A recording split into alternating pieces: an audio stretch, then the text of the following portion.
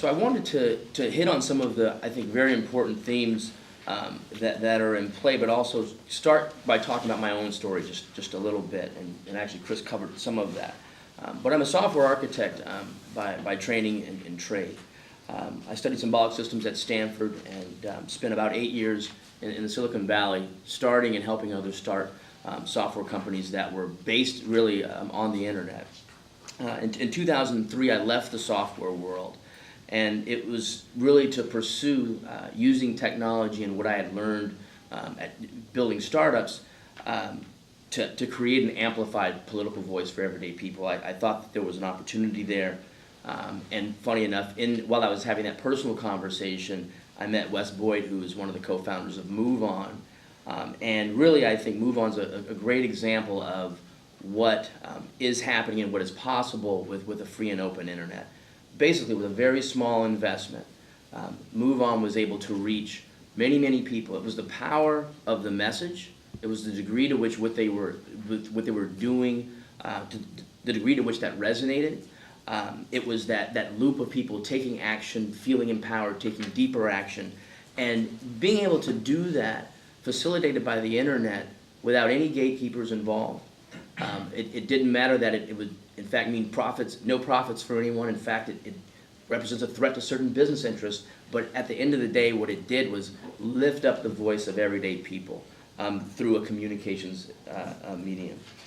When Katrina happened, as Chris said, I came to believe, and I was in a conversation with Van about the fact that we did not have, as African Americans, we did not have a tool, an effective vehicle for our voices being amplified. In the wake of Katrina, it was pretty plain that there was a level of accountability that we could not create, and that our voices, we were angry, we were sad, we didn't have a way to amplify those voices and create change as a result. The barriers were low to creating color of change. Again, with a very small investment, a bit of persistence, we were able to build a community that's now actually over 600,000 people who, again, without a gatekeeper, are able to coordinate, to amplify our voice and to speak as a large body. Again, that's powered by an open internet. Now what I'm in the middle of doing is starting other communities. There's a project called Presente.org, over 100,000 people. We're starting an LGBT community. Again, the whole idea is that we're able to create something that is accessible to everyone, that increases the level of participation and makes for a more effective democracy. And then there are the results. The Genus 6, I presume many people are familiar with the storyline of the Genus 6. That was a story that the mainstream media was very uninterested in telling. We had worked on that for probably 4 or 5 months. CNN, others knew about the story. For various reasons, it wasn't something they were going to move on. It was essentially black bloggers like Chris and others, Color of Change. What we did was we told the story of the Genus 6 ourselves to our own communities. It spilled into black radio. It spilled into Facebook and MySpace communities, and the culmination of the kind of initial phase was, 10 to 20,000 people, depending on who you believe, marching on this small town in Juneau, Louisiana. That is when CNN, the networks, that's when that became a mainstream story. Without an open internet, it's quite likely we wouldn't have heard about that story. It's quite likely those 6 young men would be in jail serving 20-plus year sentences. Most recently, we ran a campaign powered by over 280,000 people to hold Fox News accountable for Glenn Beck's behavior. Glenn Beck has since lost over 100 advertisers. In the UK, as of last week, Glenn Beck runs without advertisement. And that, again, is about everyday people having a way to easily tap into creating political and social change without gatekeepers. Some people have said, well, look, net neutrality is a solution in search of a problem. I've heard that. It's an industry talking point that I think is good on the face of it, but the reality is, historically, gatekeepers will do anything business-wise that they can do to discriminate against certain kinds of content, or to make a buck if there's a buck to be made, regardless of the public interest. It's just not, your interests are your business interests. And there are a few examples I just want to put out there.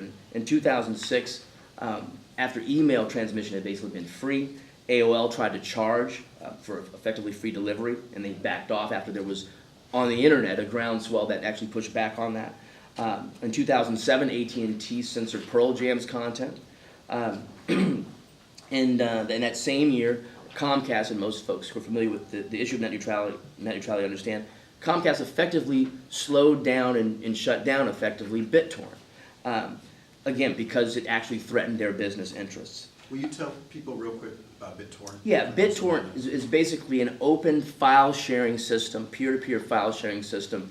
It enables people to build, it's a different business model for the transmission of content, audio, music, video, and what you have with broadband providers, we get telephone over the internet, we get movies now, or rather, movies and television over cable. As these converge, and you have players who essentially control the pipes, they're the ones. If I'm AT&T or Verizon or Comcast, I would love to not only provide you with high-speed internet access, I'd like to be, and this is what you see happening, the one who's going to be the one to provide premium content. That's a whole other revenue stream. BitTorrent, like Hulu and others, represent alternative businesses, basically, that want to provide content over the internet. As that threatened Comcast, they attempted to shut down BitTorrent, and weren't exactly honest about it, and I'm putting that lightly, when they were caught actually doing that. Finally, we were involved in a campaign around Lou Dobbs and CNN. Of course, CNN is not going to, and actually it was a partner organization of ours, try to get CNN to run an ad. They're not going to run an ad that runs counter to their business interests. So here's this big platform, the most appropriate audience for this particular message. They're not going to get it if gatekeepers are allowed to actually control it. So this isn't just about online organizing, it's about black bloggers, it's about journalists, it's about us controlling our own voice, speaking to our communities, and being able to lift ourselves up. On the commercial side, there are so many business opportunities. I started as a software architect, started small software businesses. There's a lot of value. The innovation that we've seen with the internet is a direct result of the nature of the platform, the fact that you don't have gatekeepers, you don't have verticalization, which has happened in basically every other important media space. If you think about what we've achieved in terms of organizing at Color of Change and through other efforts, we simply couldn't do it over radio. Radio and TV have failed as media that allow us to effectively organize or allow us to effectively tell our stories in any real kind of way. The CNN Lou Dobbs is a great example, but fundamentally, when you have businesses controlling the complete media landscape, the voices of everyday people, especially when they run up against a business interest or a political interest, they'll be squashed, and there's a precedent to show that.